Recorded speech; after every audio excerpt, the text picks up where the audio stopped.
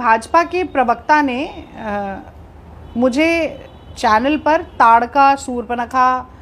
और भी एक कुछ पूतना, इस तरीके की शब्दावली का मेरे लिए इस्तेमाल किया गौरव भाटिया जी ने। और उस पर मैं एंकर से बोलती रही कि इनको रोकिए रोकिए। कम से कम मैंने 30-40 सेकंड इस पर बात की होगी कि रोकिए, गलत है, ये है, वो है। पर उन्होंने कोई बीच में वो आई नहीं और बड़े हल्के तरीके से जैसे कर दिया जाता है कि अरे गौरव भाटिया जी आप क्या, तो वो वहाँ से शुरुआत हुई और थोड़ा सा एस्केलेट हुआ क्योंकि मैंने ट्विटर पे ये सारी चीज़ें लिखी और वो उन मोहतरमा को चुभ गई बात। तो उन्होंने सीधा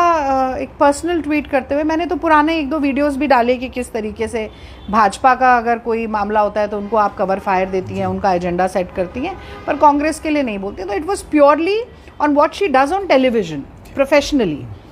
पर उन्होंने सीधा एक पर्सनल बात करते हुए कहा कि आप तो चुनाव हार गई और जनता ने आपकी आरती उतार दी और आपकी ज़मानत जब्त हो गई और आप तो ट्रोलर्स के कमेंट्स पर आप कीचड़ हैं, मेरे माँ बाप कहते हैं कीचड़ पे पत्थर मत मारो। तो 2-4 बातें मैंने भी कही, पर उसमें मुख्य बात यही थी कि मैंने कहा कि कांग्रेस चुनाव लड़ाएगी तो मैं लड़ूंगी, कांग्रेस का समय अच्छा नहीं है, सब हारेंगे, तो मैं भी हार गई, उसमें कोई बड़ी बात नहीं है, लेकिन मैं भाजपा की दलाली नहीं करूँगी। ये बात मैंने कही और वो मैंने इसलिए भी कही क्योंकि पत्रकार का anchor is a essential neutraliser.